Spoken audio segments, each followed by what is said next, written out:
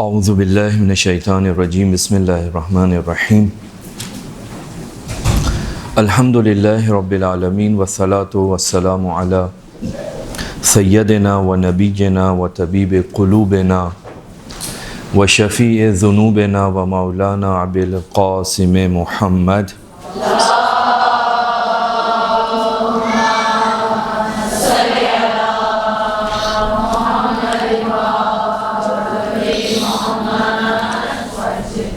وعلی اہل بیتہ الطیبین الطاہرین المعصومین المظلومین لا سیما بقیت اللہ العظم ارواحنا لہ الفدا ولعنت الدائمۃ علی اعدائہم اجمعین من یومنا الی قیام یوم الدین اما بعد فقد قال اللہ سبحانہ وتعالی فی محکم کتابہ اعوذ باللہ من الشیطان الرجیم بسم اللہ الرحمن الرحیم وَمَن يُعَظِّمُ شَعَائِرَ اللَّهِ فَإِنَّهَا مِن تَقْوَى الْقُلُوبِ۔ آپ کی خدمت میں جو چند باتیں عرض کرنی ہیں، اگر ہم اس کو ایک موضوع کے ذیل میں بیان کریں تو کچھ موضوع اس طرح سے بنتا ہے کہ عزاداری کے اندر جو رسومات ہیں ان کو تبلیغ دین میں کیسے استعمال کیا جائے، کیونکہ ظاہراً یہ ذاکری کورس کی ایک کلاس ہے اور آپ سب نے بالآخر اکثریت ایسے لوگ ہیں یہاں پر کہ جو ذاکری کرتے ہیں اور جنہوں نے بالخصوص ماہ محرم الحرام میں، ماہ سفر میں مجالس پڑھنی ہے، اور جب مجالس پڑھتے ہیں تو بہت ساری رسومات کا ہمیں سامنا کرنا پڑتا ہے۔ یعنی عزاداری جو ہے وہ اگر ہم دیکھیں، دقت کریں تو عزاداری مختلف رسومات سے مل کر ہی تشکیل پاتی ہے۔ مختلف رسومات ہیں، مختلف طریقے سے آپ مختلف امور کو، کاموں کو انجام دیتے ہیں، اور انہی کاموں کے مجموعے کا نام جو ہے وہ عزاداری بن جاتا ہے۔ تو سب سے پہلی جو آپ کی خدمت میں عرض کروں کہ عزاداری شاعر اللہ میں سے ہے، اور شاعر اللہ کا احترام وہی کرتا ہے کہ جس کے دل میں پروردگار عالم کا خوف ہو، جو تقوی الہی رکھتا ہو۔ عزاداری سید الشہداء کی برکت، اس کی عظمت یہ ہے کہ انسان کو عزاداری پروردگار عالم کے قریب لے کر جاتی ہے، اور شاعر اللہ کا ایک اہم ترین مصداق یہ عزاداری ہے۔ یہ جو پروردگار کہہ رہا ہے شاعر اللہ کا احترام کرو، اگر آپ تفاسیر کے اندر جائیں گے تو بہت سارے شعائر کا ذکر قرآن مجید کے اندر، یعنی آیات کے ذیل میں بھی اور قرآن مجید کے اندر بھی، دعاؤں کے اندر بھی ملتا ہے۔ بالخصوص ابھی ایام حج گزرے ہیں، اور ایام حج کے اندر جو مناسک حج ہیں وہ سارے کے سارے کیا ہیں؟ شاعر اللہ۔ صفا، مروہ، منا، مزدلفہ، مسجد الحرام کے اندر مقام ابراہیم، یہ سارے کے سارے کیا ہیں؟ یہ وہ چیزیں ہیں جو انسان کو اللہ کے قریب لے کر جاتا ہے۔ تو انہی شاعر اللہ میں سے ایک شاعر جو انسان کو پروردگار عالم کے قریب لے کر جاتا ہے وہ کیا ہے؟ وہ ہے عزاداری سید الشہداء، امام حسین علیہ السلام پر کی جانے والی عزاداری۔ اور اگر ہم دقت کریں تو حقیقت میں عزاداری تقوی کے نتائج میں سے ایک نتیجہ ہے۔ اگر خوف خدا ہوگا تو عزاداری بھی ہوگی، اور ویسی ہوگی کہ جیسے ائمہ معصومین نے ہم سے چاہی ہے۔ تو ہم جب عزاداری کو دیکھتے ہیں تو عزاداری کے اندر مختلف چیزیں ہمارے سامنے آتی ہیں۔ سب سے پہلی چیز اس عزاداری کے اندر جو آپ کو دکھائی دیتی ہے، ہمیں دکھائی دیتی ہے، وہ کیا ہے؟ وہ ہے گریہ، وہ ہے رونا۔ البتہ یہاں پر عزاداری کے اندر جو آپ گریہ کرتے ہیں، روتے ہیں، وہ صرف آنسو بہانا نہیں ہے۔ انسان آنسو تو مختلف جگہوں پہ بہاتا ہے، کبھی خوشی میں، کبھی غم میں۔ بیٹی رخصت ہو رہی ہے، بہن رخصت ہو رہی ہے، آنکھوں سے آنسو جاری ہیں، لیکن یہ عزاداری تو نہیں ہے۔ ایک خوشی بھی ہے اور ایک خوشی کے ساتھ ایک دکھ بھی ہے کہ مثال کے طور پہ بیٹی جو ہے وہ گھر سے جا رہی ہے، لیکن عزاداری کے اندر یہ جو آپ آنسو بہاتے ہیں، یہ صرف آنسو بہانا نہیں ہے، یہ صرف رونا نہیں ہے کہ کسی کو چوٹ لگی اور اس کی آنکھوں سے آنسو نکلنا شروع ہو گئے، کوئی حادثہ ہوا رونا شروع ہو گیا، نہیں، بلکہ یہ ایک عقیدہ ہے۔ جب ہم امام حسین علیہ السلام پر روتے ہیں تو در حقیقت اس خدا پر ایمان کا اظہار کر رہے ہوتے ہیں کہ جس نے امام کو چنا اور اس کے حکم سے امام کربلا کی سرزمین پر آئے اور آپ نے یہ شہادت راہ خدا میں پیش کی۔ یعنی یہ سلسلہ جڑا ہوا ہے پروردگار عالم تک، ایسا نہیں ہے کہ ایسے ہی بس امام حسین اٹھ کے آئے اور نہیں، بلکہ آپ جس امام پر گریہ کر رہے ہیں وہ کون ہے؟ وہ ہے جو پروردگار عالم کی طرف سے چنا گیا ہے، وہ کوئی عام انسان نہیں ہے، وہ حکم پروردگار کے بغیر کوئی کام انجام نہیں دیتا، وہ حجت خدا ہے، وہ ولی اللہ ہے، وہ امام حق ہے۔ لہٰذا ہمارا ایمان یہ ہوتا ہے کہ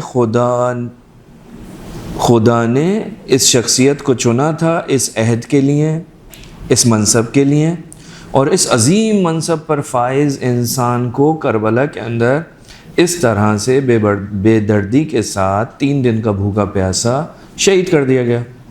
یعنی شخصیت کتنی عظیم ہے جس کو پروردگار عالم نے انتخاب کیا ہے۔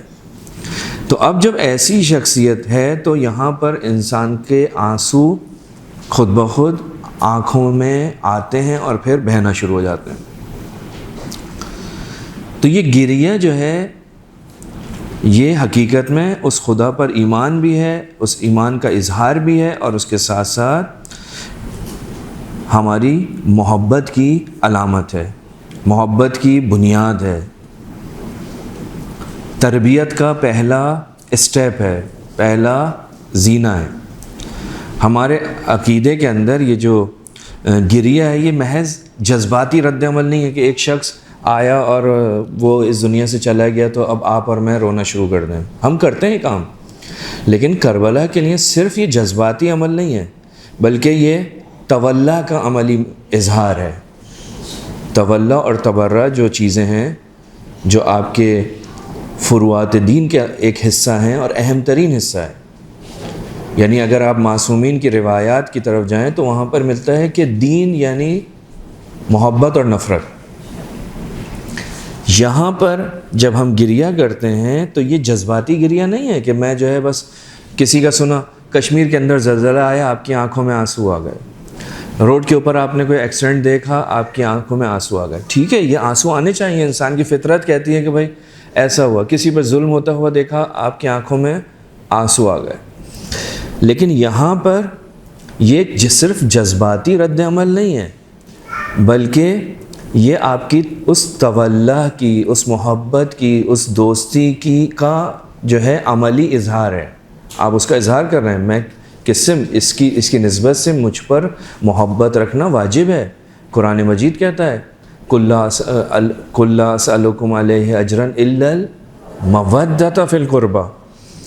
تو یہ اس کا آنسوؤں کا بہنا جو ہے سید الشہداء کی اس عزاداری کے اندر، یہ ہماری تولا کا عملی اظہار ہے۔ آئمہ نے گریہ کو زندہ رکھنے کا حکم دیا ہے۔ آئمہ معصومین کی روایات کیا کہتی ہیں؟ کہا گریہ کرو۔ کیوں؟ تاکہ ہمارا آئمہ معصومین سے یہ رابطہ کبھی ٹوٹے نہ۔ یعنی گریہ انسان کو سید الشہداء سے، آئمہ معصومین سے جوڑ کر رکھنے کا ایک بہترین وسیلہ ہے۔ آج کے زمانے میں بہت سارے لوگ آپ کو ایسے ہی ملیں گے جو یہ کہیں گے گریہ بیکار ہے، اس گریہ کا کیا فائدہ، عمل میں آ کے دکھاؤ۔ عمل اپنی جگہ ہے، لیکن گریہ کرنے کی صراحت کے ساتھ آئمہ معصومین نے بات کی ہے۔ یہ جو ہم کہہ رہے ہیں اپنا عمل کر کے دکھاؤ، یہ میں نے اپنے ذہن سے اس کو کیا کیا ہے، استنباط کیا ہے کہ جی مجھے ایسا کرنا چاہیے، مجھے ایسا کرنا چاہیے۔ یعنی میں نص کے مقابل میں ایک اجتہاد کر رہا ہوں۔ امام معصوم کہتے ہیں گریہ کرو، خود بھی کرتے ہیں اور دوسروں کو، اپنے چاہنے والوں کو بھی کیا کہتے ہیں؟ گریہ کرو۔ گریہ اپنی جگہ موضوعیت رکھتا ہے۔ ائمہ معصومین نے اس گریہ کو چاہا ہے، یعنی جو روایات ہیں وہ کیا کہتی ہیں کہ اگر رو نہیں سکتے تو رونے جیسا منہ بنا لو۔ حالانکہ روایات میں ملتا ہے اتنی بلند آواز سے روتے تھے کہ آوازیں جو ہیں وہ باہر تک جاتی تھی معصومین۔ یعنی تکلف نہیں ہے سید الشہداء کی عزاداری میں گریہ کرنا، آنسو بہانے میں کسی قسم کا کوئی تکلف نہیں ہے کہ میری آواز بلند ہوگی تو لوگ کیا کہیں گے، نہیں۔ ائمہ معصومین جو ہے وہ اس سلسلے میں کوئی تکلف نہیں، آواز بلند گریہ کرتے تھے۔ تو یہ انسان جب گریہ کرتا ہے تو اس کا جو قلبی تعلق ہے، جو قلبی رشتہ ہے وہ ٹوٹتا نہیں ہے، وہ اور مضبوط ہوتا ہے۔ گریہ انسان کو بصیرت دیتا ہے۔ امام جعفر صادق علیہ السلام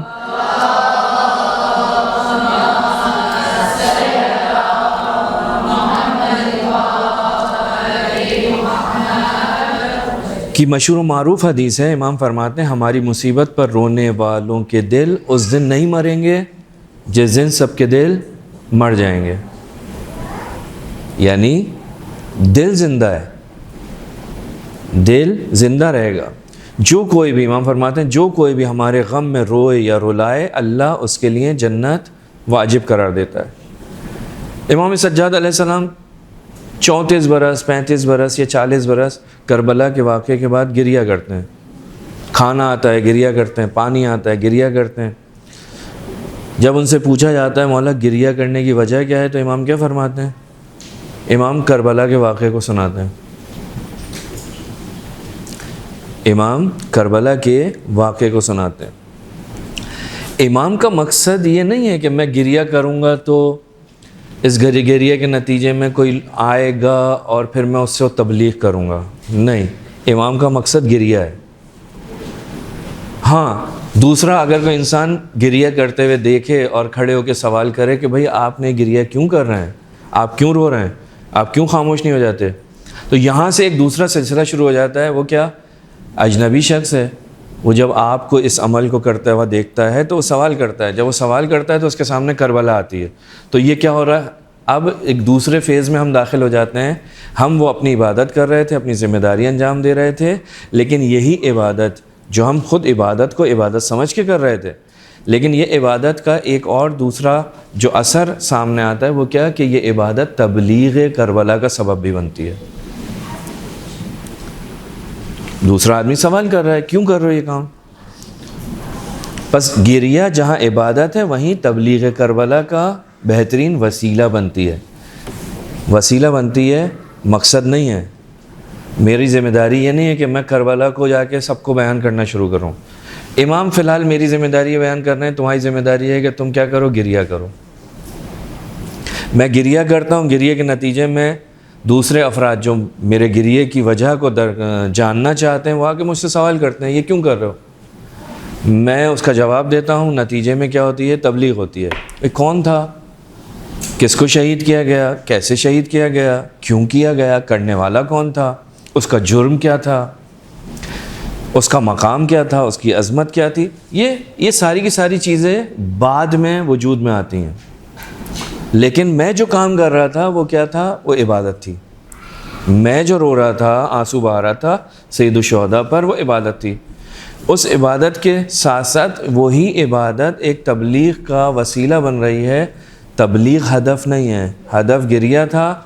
اس ہدف کے ساتھ ساتھ ایک دوسرا ڈور کھلا، دروازہ کھلا، کسی نے سوال کیا میں نے اس کا جواب بھی دے دیا، اور یہی چیزیں مختلف جگہوں پر آپ کو دکھائی دیتی ہیں۔ تو ہماری توجہ رہنی چاہیے کہ گریہ ایک مستقل عبادت ہے، کسی کی بات میں آنے کی ضرورت نہیں ہے۔ ائمہ معصومین نے آپ سے یہ کہا ہے، یعنی گریہ کرنا ایک مستقل طور پر عبادت ہے۔ کوئی اس لیے نہیں کر رہا کہ جی میں روؤں گا تو کوئی مجھ سے پوچھے گا، ایسی کوئی وہ نہیں ہے۔ کوئی نہیں بھی پوچھے، امام سجاد علیہ السلام سے کوئی پوچھتا تھا، اگر نہیں پوچھتا تھا تب بھی روتے تھے، کوئی پوچھتا تھا وہ اس کا ایک الگ فعل ہے۔ تو یہ کوئی ذریعہ نہیں ہے، یعنی میں صرف کہنے کا مطلب یہ ہے کہ گریہ وسیلہ نہیں ہے، ذریعہ نہیں ہے، خود ہدف ہے، گریہ خود مقصد ہے۔ آج کے زمانے میں بہت ساری آوازیں ایسی اٹھتی ہیں، کیا گریے سے کیا ملے گا؟ تو یہ امام سجاد نہیں جانتے تھے؟ امام سجاد سے بڑھ کر صابر اور شاکر کوئی ہو سکتا ہے؟ تو امام سجاد نے سب کچھ اپنی آنکھوں سے دیکھا اور پروردگار عالم کا ہر وقت شکر ادا کیا۔ وہ شکر اپنی جگہ، مصیبت سید الشہداء پر گریا اپنی جگہ۔ امام رضا علیہ السلام کتنا عرصہ گزر گیا، لیکن اس کے باوجود محرم کا چاند دکھائی دیتا ہے، آنکھوں سے آنسو جاری، ہر جگہ سیاہ لباس، سیاہ کپڑے، کیا ہے؟ مگر امام جو ہیں وہ کیا مگر اس لیے رو رہے ہیں کہ لوگوں کو بتائیں کہ میرے جد کی جو ہے وہ شہادت ہوئی تھی، میں روؤں گا تاکہ لوگ مجھ سے سوال کریں؟ نہیں، یہ توجہ رہے کہ یہ گریہ مستقل ایک عبادت ہے، یہ ذریعہ نہیں ہے کہ ہم جس کا اگر فرض کر لیں کہ اگر یہ وسیلہ ہو تو اگر آج مقصد حاصل ہو جائے تو اس کا نتیجہ کیا ہوگا؟ ہم اس کو چھوڑ دیں گے، یہی ہونا چاہیے نا۔ آج فرض کریں کہ ساری دنیا کو پتہ چل جائے کہ امام حسین جو ہے وہ شہید ہوئے تھے 3 دن کے بھوکے پیاسے کربلا کے اندر اس مظلومیت کے ساتھ، سب کو پتہ چل گیا، تو کیا میں گریہ کرنا چھوڑ دوں؟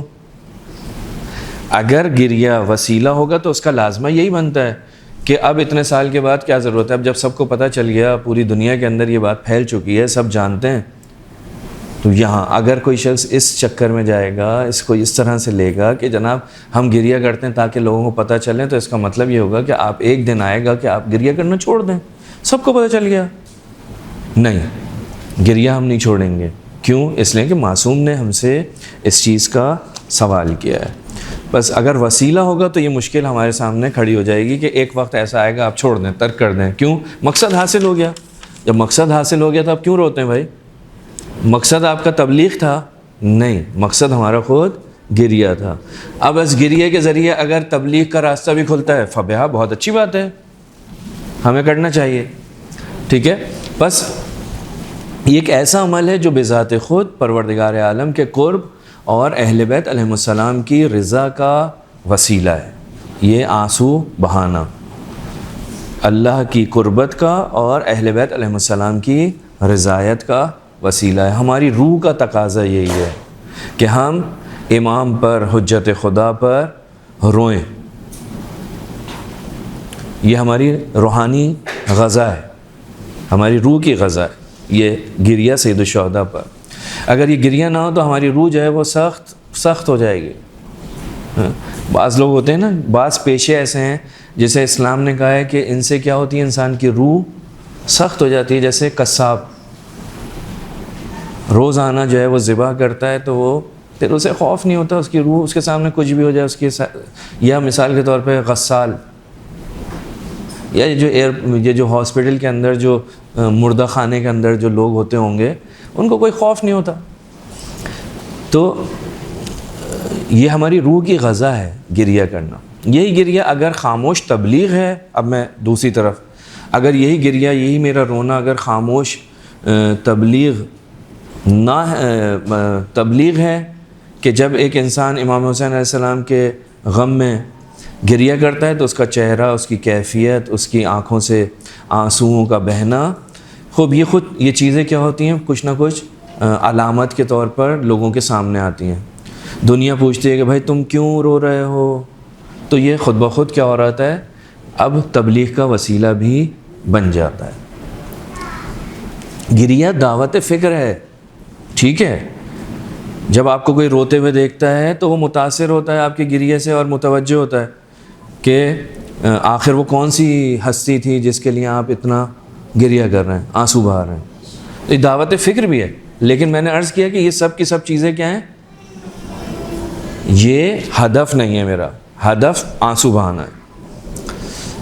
تو بعض لوگ اگر یہ سمجھتے ہیں کہ یہ صرف ذریعہ ہے، ہم کہتے ہیں کہ نہیں، یہ ایک ذریعہ نہیں ہے بلکہ یہ کیا ہے، ہدف ہے، یہ آپ کا مقصد ہے، یہ آپ کی ذمہ داری ہے، یہ ہماری سعادت ہے کہ ہماری آنکھ سے امام حسین علیہ السلام پر، ان کی مصیبت پر، ان کی مظلومیت پر آنسو جاری ہوتے ہیں، یہ ہماری آنکھ کی سعادت ہے۔ جس دن ساری آنکھیں رو رہی ہوں گی اس دن سید الشہداء پر گریہ کرنے والی آنکھ جو ہے وہ بہت ہی خوشی کے کیفیت کے اندر ہوگی.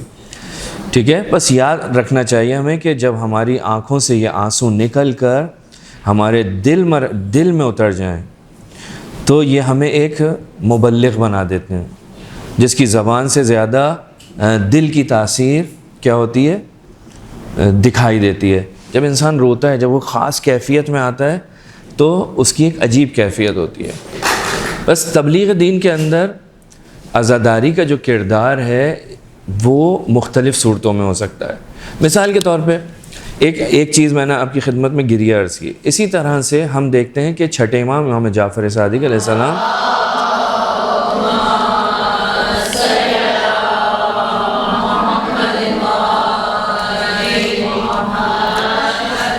اور اسی طرح دوسرے معصومین علیہم السلام سے ایک روایت ہمیں ملتی ہے کہ جس کے اندر ائمہ معصومین ایک مسئلے کی طرف ہم سب کی توجہ مبذول کراتے ہیں. وہ جو کلمہ ہے وہ ہے احیا امرنا، احیو امرنا، رحم اللہ من احیا امرنا. مختلف عبارتیں ہیں مختلف معصومین سے. امام فرماتے ہیں کہ جو شخص بھی ہمارے امر کو زندہ کرتا ہے پروردگار عالم اس پر رحم کرے، یعنی معصوم کی دعا ہے. آپ جو مبلغ ہیں خاص طور پہ اور جو سننے والے ہمارے وہ سب، یہ کیا ہے؟ امام نے فرمایا ہمارے امر کو زندہ کرتے ہیں. سوال ہم پوچھیں مولا وہ کون سی چیز ہے جو چیز آپ کے امر کو زندہ کرتی ہے، یا آپ کا امر کیا ہے جس کو ہم زندہ کریں؟ ہم آپ کے امر کو زندہ کیسے کریں؟ یہ صرف چھٹے امام سے نہیں ہے، پانچویں امام سے بھی ہے، آٹھویں امام سے بھی ہے کہ امام دعا فرماتے ہیں جو شخص بھی رحم اللہ من احیا امرنا، اللہ اس پر رحمت کرے کہ جو ہمارے امر کو زندہ کرتا ہے. امر سے کیا مراد ہے؟ دین حق کا احیا، تعلیمات آل محمد علیہ السلام کا فروغ، ان کا نفاذ. یہ مختلف روایات سے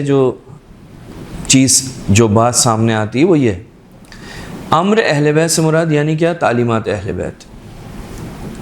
امر اہل بیت سے مراد کیا ہے؟ دین حق کا احیا.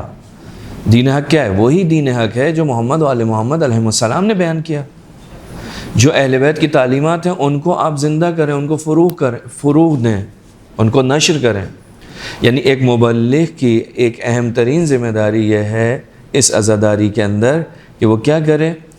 وہ ائمہ معصومین کے بتائے ہوئے تعلیمات کو دوسروں تک پہنچائے،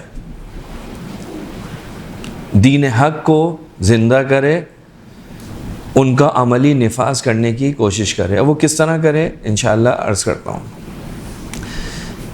امام صادق علیہ السلام نے اس حدیث کی ایک مقام پر وضاحت کی کہ مولا سے جب پوچھا جائے کہ مولا احیاء امر سے کیا مراد ہے، تو امام نے بتایا.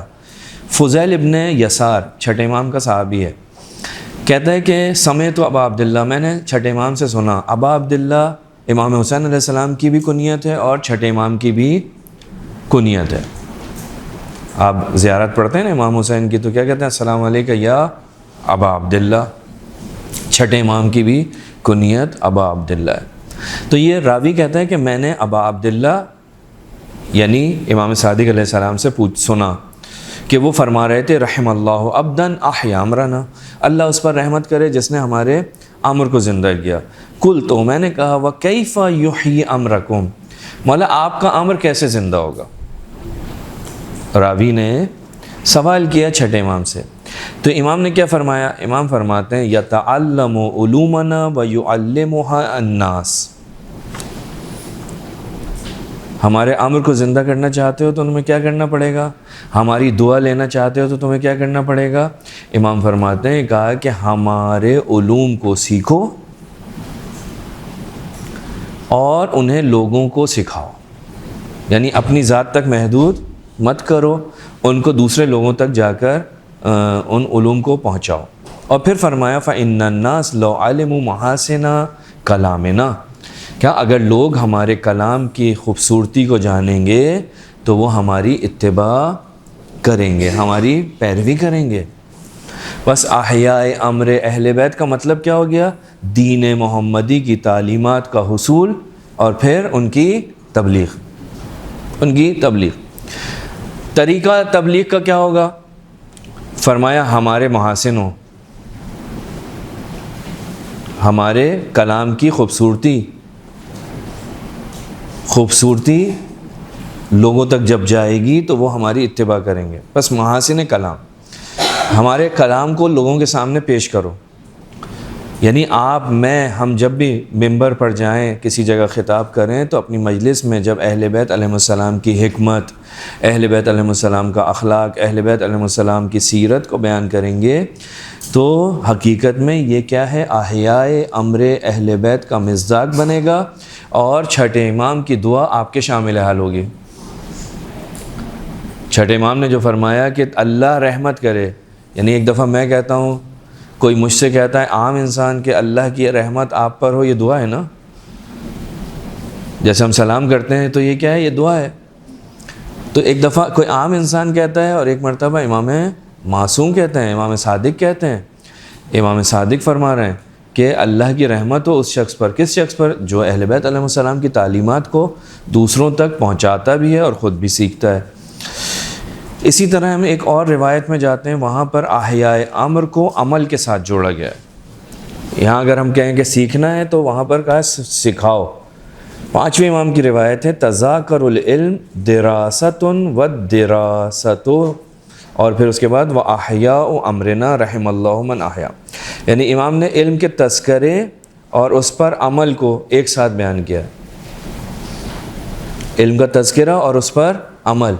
یعنی تم جو ہمارے معارف کو سیکھتے ہو اس پر خود عمل بھی کرو۔ ایسا نہیں ہونا چاہیے کہ صرف اور صرف سیکھو، صرف سیکھنا کافی نہیں ہے، اس کے اوپر عمل پیرا بھی ہو۔ یعنی احیاء امر اہل بیت اس وقت مکمل ہوتا ہے کہ جب وہ علم محض گفتگو نہ رہے بلکہ انسان کا عمل بن جائے، یعنی جو میں کہہ رہا ہوں وہی میری عملی زندگی کے اندر وہ چیز موجود ہو۔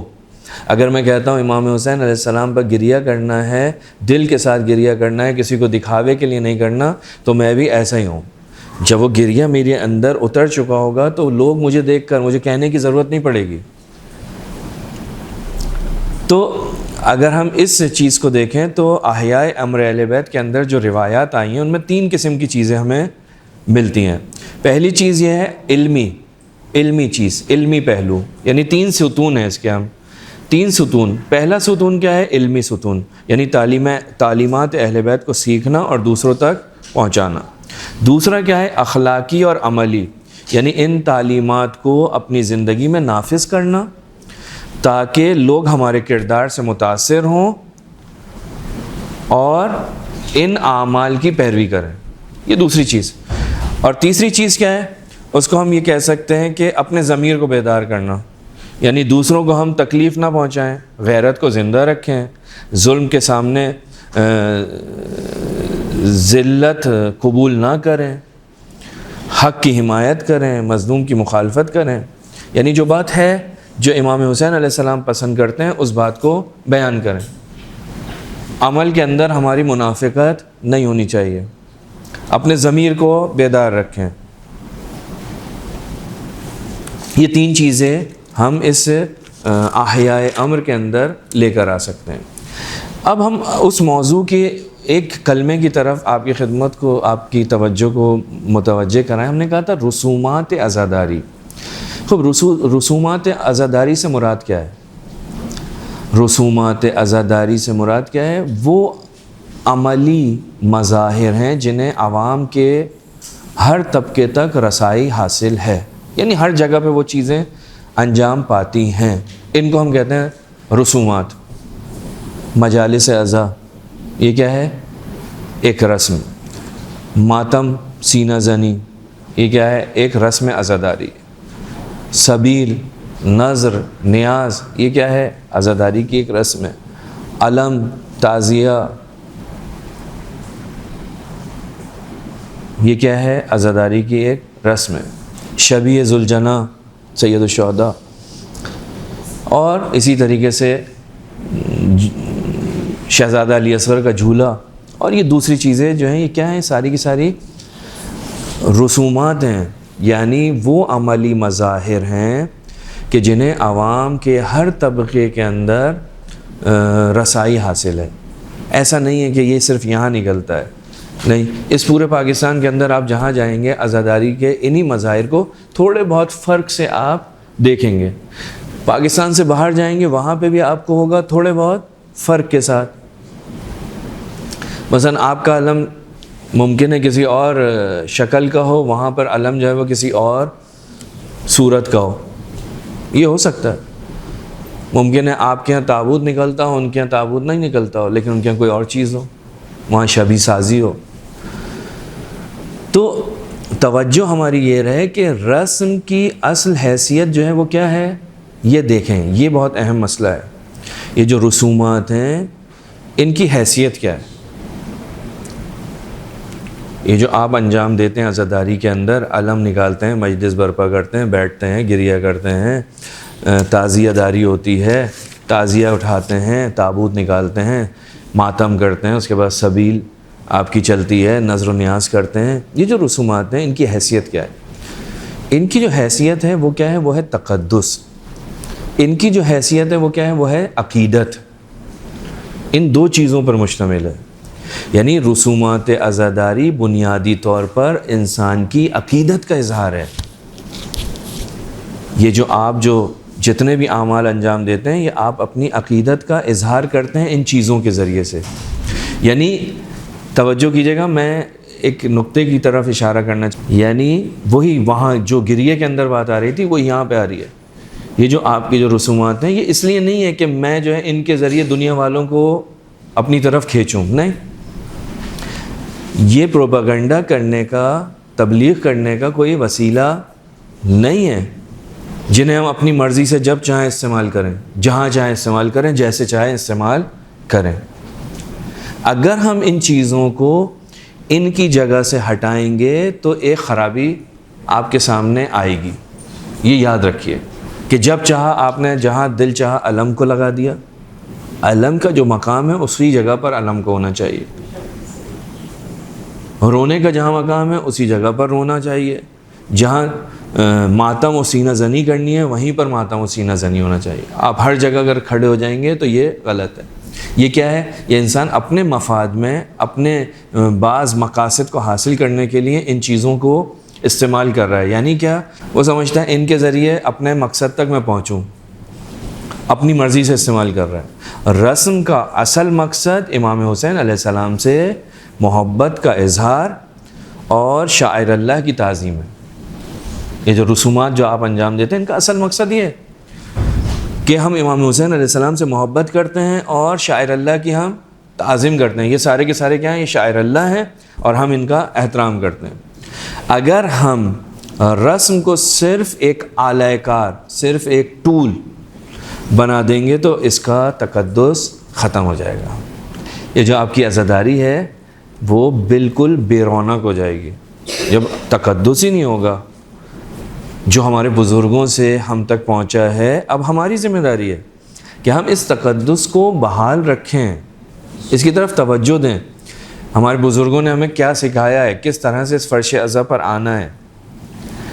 وضو کر کے آ کے بیٹھو، پاک و پاکیزہ ہو کر آ کے بیٹھو، کس طرح سے آپ نے زیارت کرنا ہے، کس طرح سے آپ نے ان چیزوں کا احترام کرنا ہے۔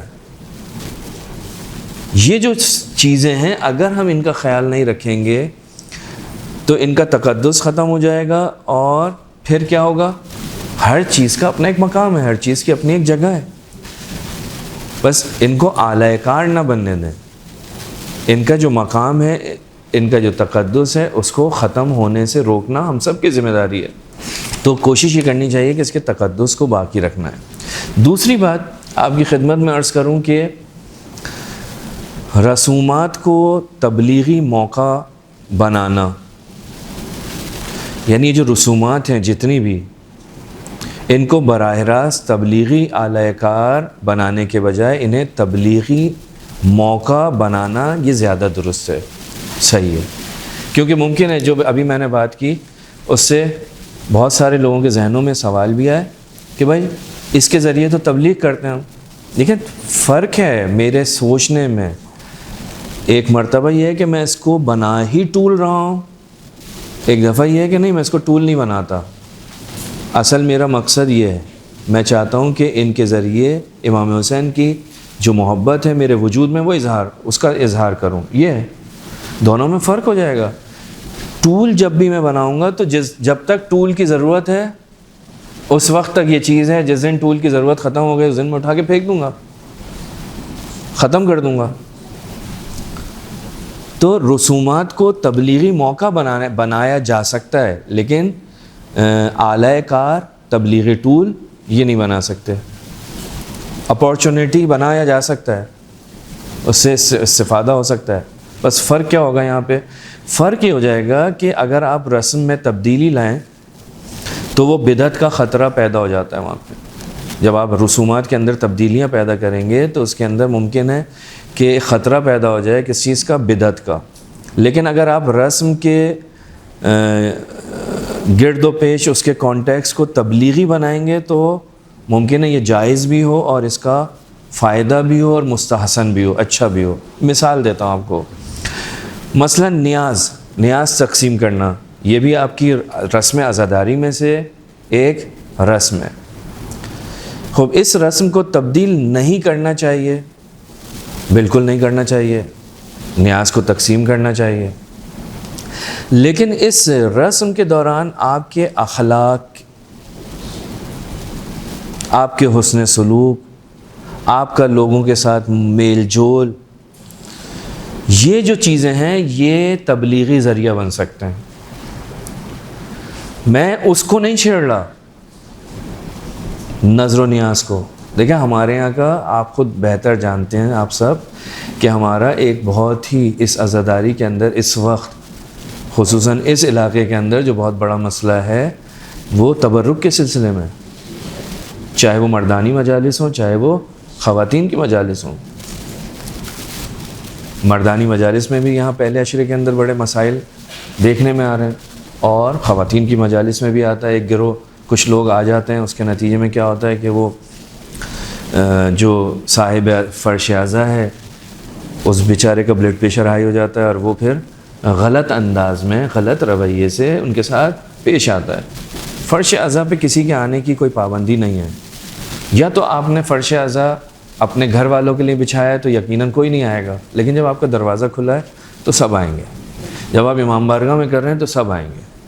ٹھیک, تو یہ تو آپ نے ایک رسم آپ نے عزاداری کر رہے ہیں, اس میں آپ نے فرش اعضا بچھایا, آپ نے مجلس کیا, آپ نے نوحہ پڑھا, آپ نے ماتم کیا, آپ نے گریہ کیا. اب آپ اس کے اندر ایک رسم کیا ہے؟ تبرک کی تقسیم کرنے کی.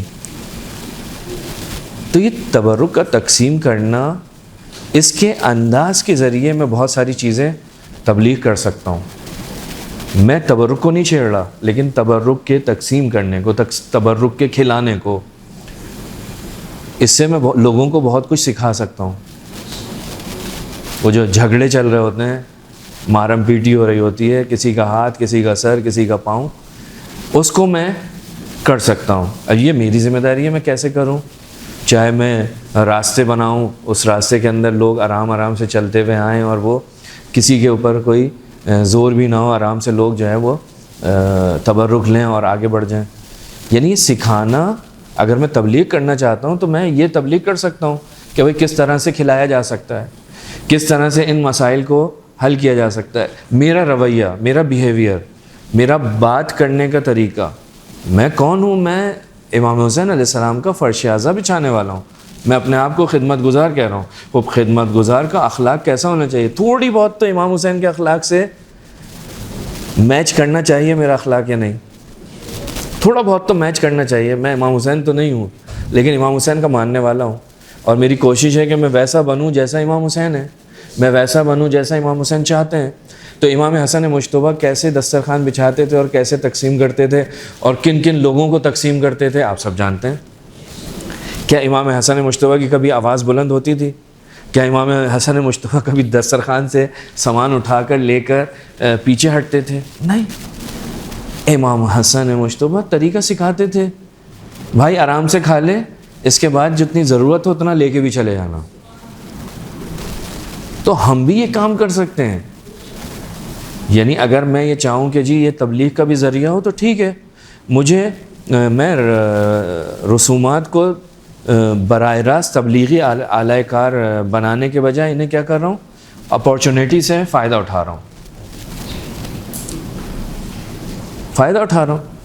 مثال کے طور پہ ایک چیز میں سکھانا چاہ رہا ہوں کہ جناب جب آپ آئے ہیں اس جگہ پر تو یہاں پر 400 آدمیوں کی چپلیں ہیں, تو یہ چپلیں جو ہیں وہ اگر انسان ایک منظم طریقے سے خاص جگہ پر رکھ دے گا تو واپسی میں اسے اٹھانے میں بھی آسانی ہوگی. تو میں اس کے لیے ایسے مواقع فراہم کروں, اس کو سکھاؤں, نتیجہ کیا ہوگا کہ وہ مشکل ایک حل ہو جائے گی. کوئی کسی کی چپل لے کر کسی کی چپل پہن کر نہیں جائے گا, ہر انسان اپنی چپل کو مخصوص جگہ پر رکھے گا, وہیں سے اٹھائے گا. نہ کسی کی چپل پہ کوئی چڑھے گا, ممکن ہے کسی کو پسند نہ ہو, لڑائی جھگڑے ہو جائیں. یہ کیا ہے, یہ میں ایک سکھا رہا ہوں, تربیت کر رہا ہوں نا. میں گاڑیوں کی پارکنگ,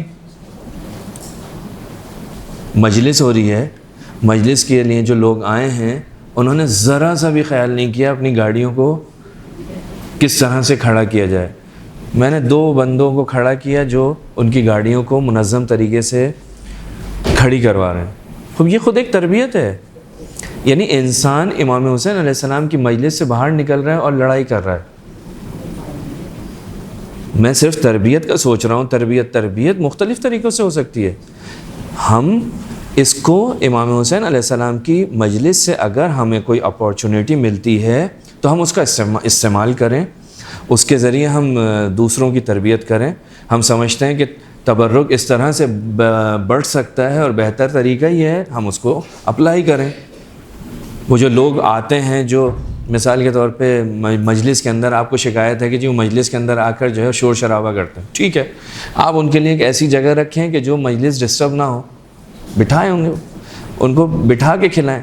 زیادہ لے کر جاتے ہیں کوئی مسئلہ نہیں ہے, آپ نے رکھا تو ہے نا تبرک, آخر میں تبرک بچتا ہی ہے نا, کوئی مسئلہ نہیں, وہ لے کر جا رہے ہیں تو کیا ہے. لیکن تربیت اگر میں نہیں کروں گا تو پھر نہیں ہوگی. میں صرف شور کرتا رہوں کہ یا میں دروازے بند کر دوں تو یہ بالکل غیر مناسب طریقہ ہے. یہ آج ہمارا ایک ایشو بن گیا ہے, مردانی مجالس ہوں چاہے زنانی مجالس ہوں, دونوں کے اندر یہ ہمارا ایک بہت ہی بڑا ایشو بن گیا ہے نیاز کا. نیاز تقسیم کرنی بھی ہے بھئی, یا تو نیاز تقسیم کرنا بند کر دیں, نہیں نیاز تو ہوگی, نیاز کے بغیر تو مجلس نہیں ہوگی. ٹھیک ہے, نیاز تقسیم کرنی ہے, رسم ہے, یعنی رسم اس عنوان سے کہ محبت اہل بیت.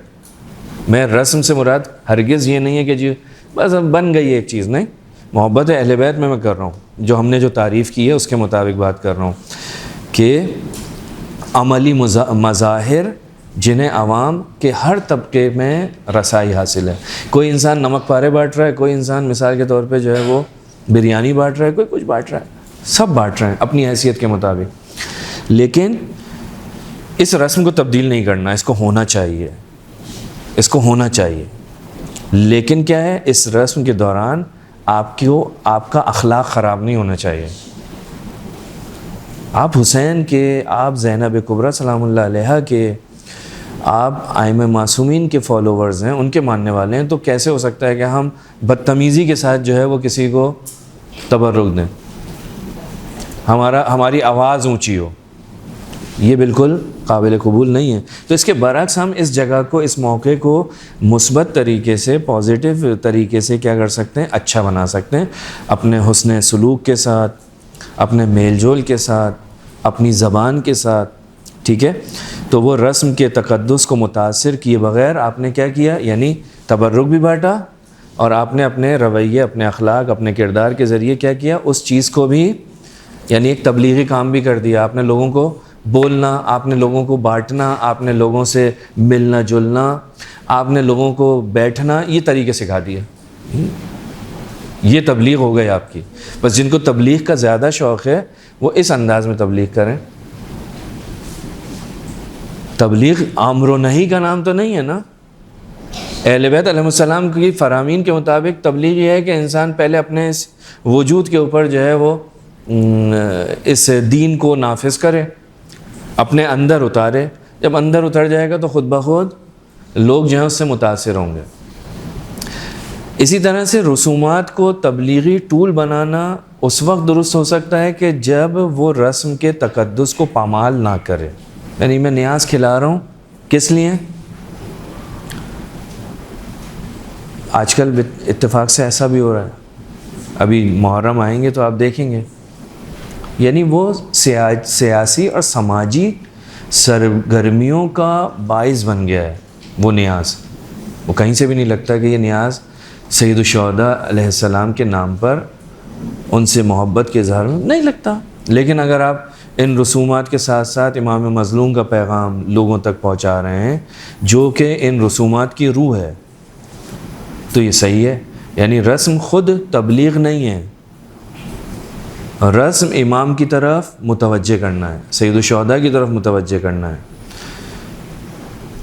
اور یہ عبادت ہے، یہ رسم، یہ عقیدت کا نام ہے۔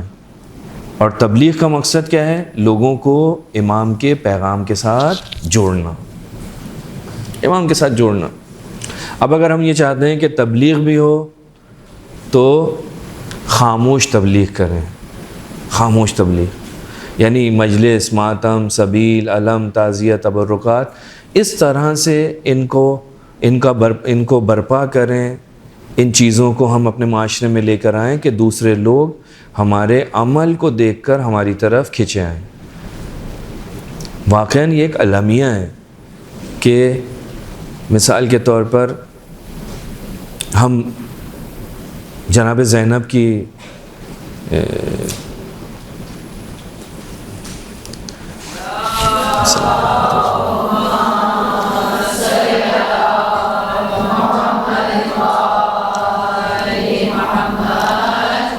کی طرف اپنی نسبت دیتے ہیں، سید الشہداء کی طرف اپنی نسبت دیتے ہیں، اہل بیت کی طرف نسبت دیتے ہیں، لیکن ہم بالکل ان سے میچ نہیں کرتے۔ یعنی تقدس واقعاً پامال ہو رہا ہے ان رسومات کا۔ علم اٹھایا ہوا ہے ایک جوان، لیکن اس کی کیفیت جو ہے وہ بالکل غیر مناسب ہے۔ تابوت اٹھایا ہوا ہے، غیر مناسب ہے۔ مجلس کے اندر بیٹھا ہوا ہے، یعنی اس کی کیفیت ایسی ہو کہ معلوم ہو کہ یہ حسین ابن علی کی مصیبت میں بیٹھا ہوا ہے۔ خواتین مجالس عزا کے اندر آئی ہیں تو وہ پتہ ہو کہ مجلس کے اندر آئی، تبرک بانٹنے والا کوئی معمولی شخص نہیں ہے۔ امام حسین علیہ السلام کی نسبت سے جو منسوب چیز ہے اس کو وہ دوسروں کو دے رہا ہے، تو اس کا کردار، اس کا رویہ، اس کا بیہیویئر، اس کا ظاہر ویسا ہی ہونا چاہیے۔ خاموش تبلیغ اسی کو کہتے ہیں کہ انسان ایسا ہو۔ ہماری مشکل یہ ہو گئی ہے کہ ہم ان چیزوں کے تقدسات کو پامال کر رہے ہیں، اور جب ہم یہ کریں گے تو ان کی روح ان سے نکل جائے گی، اور یہ پھر صرف اور صرف ایک عام رسم رہ جائے گی، جسے ہم سماجی رسم یا معاشرتی رسم یا سیاسی رسم کہتے ہیں۔ ایک خانہ پوری ہے، ایک فارمیلٹی ہے، ہمارے دادا یہ کام کرتے تھے، ہم بھی کر رہے ہیں، اب کیا کریں، چھوڑ نہیں سکتے۔ اگر چھوڑیں گے تو لوگ کیا کہیں گے؟ تو یہ معلوم ہے کہ اگر چھوڑیں گے تو لوگ کیا کہیں گے۔ اگر یہ ذہن کے اندر آ رہا ہے تو یہیں پہ ایک سوالیہ نشان ہے کہ میں یہ امام حسین کے لیے نہیں کر رہا، لوگوں کے خوف کی وجہ سے کر رہا ہوں۔ لوگوں کا خوف ہے، امام حسین کی محبت نہیں ہے۔ لوگ کیا کہیں گے کہ جی یہ اتنا پیسہ ہے لیکن یہ اس طرح سے مثال کے طور پہ فلاں تبرک بانٹ رہے ہیں۔ نہیں، تبرک میں بانٹ رہا ہوں امام حسین کے لیے، لوگ کچھ بھی کہیں۔ مجلس میں کر رہا ہوں امام حسین کے لیے، لوگ کچھ بھی کہیں۔ تو یہ خاموش تبلیغ جو ہے وہ یہ ہے کہ ان تمام چیزوں کو اس طرح سے برپا کریں کہ دوسرے لوگ ہمارے عمل کو دیکھیں، ہمارے ظاہر کو دیکھیں، اور وہ ہماری طرف کھنچے آئیں، جو امام باقر کی بھی روایت کے اندر ہے، امام صادق کی بھی۔ تو جیسا کہ ہمارے محاسن بیان کرو، امام نے فرمایا نا، ہماری اچھائیاں، تو ہم اپنے آپ کو ایسا بنائیں کہ ہم ان مشکلات کا، یہ جو اس وقت خاص طور پہ آج کے زمانے کے اندر ان رسومات کے اندر پیدا ہو رہی ہیں، ان کو ہم کیا کریں، صحیح سمت میں رکھیں۔ ایسا نہ ہو کہ وہ فقط و فقط محض کیا ہو جائیں، معاشرتی سرگرمیاں بن کے رہ جائیں۔ یہ جو ہمارے والدین ہمارے بزرگوں نے اتنے سالوں سے محنت کرنے کے بعد ہم تک یہ خوبصورت انداز عزاداری کا پہنچایا ہے، ایسا نہ ہو کہ یہ ختم ہو جائے۔ یہ ہم سب کی ذمہ داری ہے کہ ہم ان چیزوں کی حفاظت کریں، اور یہ حفاظت اسی وقت ہوگی کہ جب ہم خود اپنے عمل سے اس کے اندر شریک ہوں، یعنی عمل کے ساتھ شریک ہوں۔ جب مجلس کے اندر بیٹھا ہوں تو مجھے کیسے بیٹھنا چاہیے؟ ہمارے بزرگ ہمیں بتاتے تھے، اگر ہم اپنے بچوں کو نہیں بتائیں گے، اپنی نئی نسل کو نہیں بتائیں گے، تو وہ بھی دیکھیں، کسی دوسرے کلچر کی بات نہیں کر رہا میں، اپنے اس علاقے کے کلچر کی بات کر رہا ہوں۔ فرش عزا پر بیٹھنا ہے، کہاں بیٹھنا ہے، کیسے بیٹھنا ہے۔ آج کل فیشن ہو گیا ہے کہ لوگ جو مجبوری نہیں ہے جس کو، وہ جو ہے وہ دور جا کے بیٹھ جاتا ہے۔ یہ ہمارے یہاں کا کلچر نہیں ہے۔ فرش عزا کا کلچر یہ ہے کہ بالکل سامنے بیٹھے۔ فرش عزا کا کلچر یہ ہے، اس کا تقاضا یہ ہے کہ انسان پتہ چلے کہ یہ مجلس میں آیا ہے، ایسا نہ لگے کہ خدا نہ کرے کہ یہ کسی کی شادی میں آیا ہے۔ لیکن اس وقت ایسا ماحول بن رہا ہے۔ تو اگر ان چیزوں کی طرف توجہ نہیں کی گئی تو ہمیں بہت ساری مشکلات کا سامنا کرنا پڑ سکتا ہے۔ تو جو دو اہم باتیں جو میں نے آپ کی خدمت میں عرض کرنی ہے، اس کو دوبارہ تکرار کر رہا ہوں کہ رسومات عزاداری کو تبلیغ دین میں کیسے استعمال کریں۔ دیکھیں، ان کو کبھی بھی رسومات کو تبلیغی وسیلہ بنا کے استعمال نہیں کرنا۔ یہ خود قابل احترام ہیں، قابل تقدس ہیں۔ ان کے ذریعے جو ہے ہم اہل بیت علیہم السلام کی رضا، پروردگار عالم کی رضا کو حاصل کرتے ہیں۔ ہاں، ان کے سائٹ میں اگر کوئی آپ کو موقع ملتا ہے، ان کے ذریعے سے کوئی موقع ملتا ہے، یہ کوئی ٹول نہیں ہے۔ کسی کو بھی ٹول بنانے کا حق نہیں ہے کہ وہ جب دل چاہے علامہ حضرت عباس کو جہاں دل چاہے وہاں پہ لے جا کے لگا دے اور کہے کہ اب تو کوئی اس کو ہٹا نہیں سکتا۔ یہ نہیں ہے، یہ عزاداری نہیں ہے۔ اس سے آپ کے علم کا تقدس ختم ہوگا، آپ کے تازیوں کا تقدس ختم ہوگا، آپ کی عزاداری کا تقدس۔ جب بچہ آپ کا نئی نسل دیکھے گی، یہ تو ہر جگہ پہ، ہر چوراہے پہ لگا ہوا ہے۔ پہلے شہ نشین سے باہر جو ہے علم نہیں نکلتا تھا، عزا خانے کے اندر رہتا تھا۔ پہلے اتنا ہمارے بزرگ جو ہے وہ ان چیزوں کی وہ کرتے تھے کہ مخصوص علم مخصوص دنوں میں نکلتے تھے، ہر وقت نہیں نکلتے تھے۔ اور جب وہ نکلتے تھے تو ان کا ایک خاص کیفیت ہوتی تھی، لوگ رکت کرتے تھے، عزاداری واقعاً وہ عزاداری دکھائی دیتی تھی۔ لیکن اب کیا ہو رہا ہے؟ جس کا دل چاہ رہا ہے، میرا بیٹا بھی علم اٹھائے، بھائی ضروری ہے کہ یہ ایک اور اضافہ کرے، جو اٹھ رہا ہے اسی کو اٹھا لے۔ تو یہ ساری کی ساری چیزیں، بہرحال یہ تو ایک دوسرا وہ ہو گیا، لیکن جو ایک اہم چیز ہے وہ یہ کہ کوئی بھی چیز ان رسومات میں سے ٹول نہ بنے، کسی چیز کا وسیلہ نہیں بنے۔ یہ آپ کی، میری، ہم سب کی ذمہ داری ہے کہ یہ جو عزاداری ہے، یہ جو رسومات ہیں، یہ پروپیگنڈا ٹول نہیں ہے کہ انسان جب دل چاہے جہاں چاہے ان کو استعمال کرے، نہیں، بلکہ یہ کیا ہے؟ یہ شاعر اللہ ہیں، اور ان کی تعظیم کرنا ہم سب کی ذمہ داری ہے۔ بالخصوص آج کے زمانے میں آپ کی، میری، ہم سب کی ذمہ داری اور زیادہ سخت ہے کہ جب ہمارا امام ہمارے درمیان میں موجود نہیں ہے۔ میں بس ایک جملہ، دو چار جملے بول کے اپنی بات کو مکمل کروں کہ آج کے زمانے میں مسائل یہ ہیں کہ لوگ اکثر یہ پوچھتے بھی ہیں کہ جی آج کے زمانے میں ہم کیا کریں، زمانہ غیبت میں ہماری کیا ذمہ داری ہے۔ دیکھیں، زمانہ غیبت میں جو سب سے بڑی ذمہ داری ہے آپ کی، میری، میں کہوں گا وہی چھٹے امام کی حدیث، ہمارے معارف کو سیکھو اور انہیں سکھاؤ، ان پر عمل پیراؤ، ان پر عمل کرو۔ یہ جو تم نے سیکھا ہے اس پر عمل کر لو، یہ تمہاری آج کی ذمہ داری ہے، کیونکہ اس کو سیکھ کر جب تم عمل کرو گے تو اپنے ایمان کو محفوظ رکھو گے۔ اور زمانہ حاضہ میں، آج کے زمانے میں جو سب سے مشکل چیز ہے وہ ہے انسان اپنے ایمان کو محفوظ رکھے۔ کیسے رکھے گا؟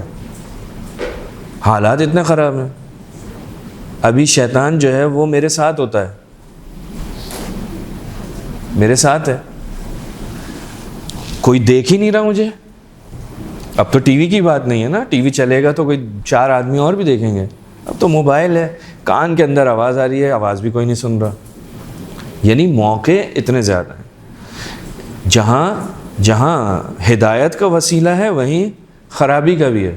اور اگر انسان کو خوف ہو کہ میں خراب ہو سکتا ہوں تو اس کو دور رکھے. ٹھیک ہے. تو آج کے زمانے میں جو اتنا خطرناک زمانہ ہے، اس زمانے کے اندر ہماری ذمہ داری کیا ہے؟ سب سے اہم ترین ذمہ داری ہے کہ اپنے ایمان کی حفاظت کریں. زمانہ غیبت میں آپ یہ نہیں سوچیں کہ میری ذمہ داری جو ہے، مثلا بعض افراد کو یہ جو ذمہ داری ہے بہت تھوڑی سی لگتی ہے، اپنے ایمان کی حفاظت. کیونکہ ہم سب یہ غلط فہمی میں متوجہ ہوتے ہیں کہ ہمارا ایمان تو بہت مضبوط ہے، بہت قوی ہے. جبکہ ہم لوگ وہ ہیں کہ جن کے لیے شیطان جو ہے نا رسی بھی تیار نہیں کرتا، اشارہ کرتا ہے، ہم سب اس کے پیچھے چلنا شروع ہو جاتے ہیں. ہم لوگوں کی کیفیت تو وہ ہے. تو اس زمانے کے اندر ہماری جو مشکل ہے وہ یہ ہے کہ ہم اپنے ایمان کی حفاظت کریں. زمانہ غیبت میں معصومین نے فرمایا کہ آخری زمانے میں کیفیت یہ ہوگی کہ ایمان صبح جب انسان گھر سے نکلے گا تو ایمان کے ساتھ ہوگا، شام کو جب واپس آئے گا تو ایمان نکل چکا ہوگا اس کے وجود سے. جیسے آنکھوں سے سرما نکل جاتا ہے، پتہ نہیں چلتا. جب انسان لگاتا ہے تو متوجہ ہوتا ہے، لیکن جب وہ کاجل یا سرما آنکھ سے جب نکلتا ہے تو انسان کو پتہ بھی نہیں چلتا کہ کب وہ صاف ہو گیا. ایمان بھی آخری زمانے میں ایسے ہی ہے، آج کے زمانے میں. تو سب سے زیادہ جو آپ کی میری ہماری ذمہ داری ہے آخری زمانے کے اندر وہ یہ کہ ہم اپنے ایمان کی حفاظت کریں. ایمان کی حفاظت کرنے کے لیے انسان کو جس چیز کی سب سے زیادہ ضرورت ہے وہ ہے عمل. قرآن مجید کے اندر آپ پڑھتے ہیں نا، یا ایھا الذین آمنوا وعملوا الصالحات، اے صاحبان ایمان کیا کرو؟ عمل صالح انجام دو. یہ جو صالح اعمال ہیں، اب یہ صالح اعمال کی فہرست بہت لمبی ہے. اب اس میں واجبات بھی آپ کے آتے ہیں، خاص طور پہ واجبات، نماز، روزہ، حج، زکوٰۃ، صلہ رحمی، آپ کا اخلاق، آپ کا حسن سلوک، آپ کی یہ عزاداری، یہ سارے کے سارے کیا ہیں؟ یہ سارے کے سارے عمل صالح ہیں. یہ انفاق، یہ نظر و نیاز کا تقسیم کرنا، یہ ماتم کرنا، یہ سب عمل صالح کا مصداق ہیں. یہ جو عمل صالح ہیں یہ سارے کے سارے آپ کے میرے ایمان کو محفوظ رکھنے میں ہماری مدد کرتے ہیں. تو یہی چیزیں اگر ہم اپنی آخری زمانے کے اندر کر لیں، اگرچہ معصوم فرماتے ہیں انتظار الفرج افضل العبادہ. اس زمانے کی ایک ذمہ داری آپ کی کیا ہے؟ زمانے کے امام کا انتظار کریں. یہ بھی ذمہ داری ہے. انتظار میں انسان تڑپتا بھی ہے، انسان احساس کرے کہ میرا مولا بس ظہور کرے. تو ایک جہاں انتظار ہے وہیں یہ کہ انسان اپنے ایمان کی حفاظت کرے، اور ایمان کی حفاظت ہوتی ہی عمل صالح کے ساتھ ہے. آپ کی جتنی زیادہ توجہ ان اعمال کے اوپر ہوگی، آپ اتنا ہی بہتر انداز میں اپنا ایمان مضبوط کر سکتے ہیں.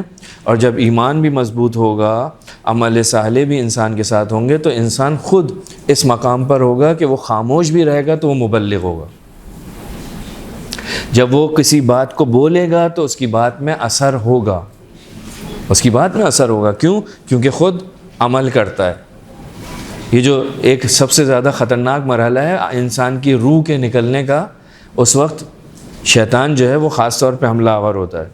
جب انسان کی روح نکلتی ہے تو اس وقت بھی ابلیس جو ہے انسان کے سرانے پر موجود ہوتا ہے، اور وہ کیا کرتا ہے؟ انسان کے ایمان کو انسان کے وجود سے نکالنا چاہتا ہے. وہ چاہتا ہے یہ مرے تو کافر مرے، ایمان کے بغیر مرے. تو وہاں پر بھی جو چیز کام آتی ہے، روایات کہتی ہیں انسان کا عمل. یہ جو انسان کا عمل ہے یہ اس کے ایمان کو سپورٹ دیتا ہے. انسان کا عمل جو ہے وہ ایمان کو اس کے وجود سے نکلنے میں اس کی مدد کرتا ہے. نماز ہے، روزہ ہے، ولایت ہے، محبت ہے، عزاداری ہے، یہ ماتم ہے، یہ فرش عزا ہے، یہ ساری کی ساری چیزیں سپورٹ کرتی ہیں، اور وہ ابلیس جو ہے وہ ناکام ہو جاتا ہے. تو یہ خاص طور پہ جو 2.25 مہینے کا جو پیریڈ ہے، یہ عمل صالح کا ایک واضح ترین مصداق ہے. یہ وہ چیزیں ہیں جو انسان کے ایمان کی محافظت میں مددگار ثابت ہوتی ہیں. تو آخری زمانے کے اندر آج کے زمانے کے اندر، یعنی جو غیبت امام زمانہ کا زمانہ ہے، جب آپ کا امام آپ کے درمیان میں بظاہر فزیکلی آپ کو دکھائی نہیں دیتا، آپ رابطہ نہیں کر سکتے، اس زمانے کے اندر سب سے اہم ذمہ داری انسان کی ہے کہ انسان اپنے ایمان کو بچائے، اپنے ایمان کو محفوظ رکھے، اور یہ اسی وقت ہوگا کہ جب ہم عمل کی منزل میں مضبوط ہوں گے۔ اور ان اعمال کے اندر بہت سارے اعمال ایسے ہیں کہ جن کو ہم اپارچونیٹی کے طور پر اس عزاداری کے اندر استعمال کر سکتے ہیں۔ وہ کیا؟ آپ کا رویہ، آپ کا اخلاق، آپ کی برخورد، آپ کے لوگوں سے بات چیت، ٹھیک ہے، یہ ساری کی ساری چیزیں اس کے اندر آتی ہیں۔ یہ سب کا سب ان کا تعلق انسان کے عمل سے براہ راست ہے۔ ان کی طرف اگر ہم توجہ کریں گے تو انشاءاللہ ہمارا معاشرہ خود بخود بغیر کسی بولنے والے کے بہترین معاشرہ بن سکتا ہے۔ شرط یہ ہے کہ ہم خود قدم اٹھائیں، امام زمانہ ہم سب کے ساتھ ہیں۔ وآخر الدعوانا ان الحمدللہ رب العالمین۔ پروردگار ہم سب کو بہترین انداز میں اس آنے والے ایام کے اندر عزاداری کرنے کی توفیق عطا فرمائے۔ ایک صلوات پڑھیں محمد وعلیہ۔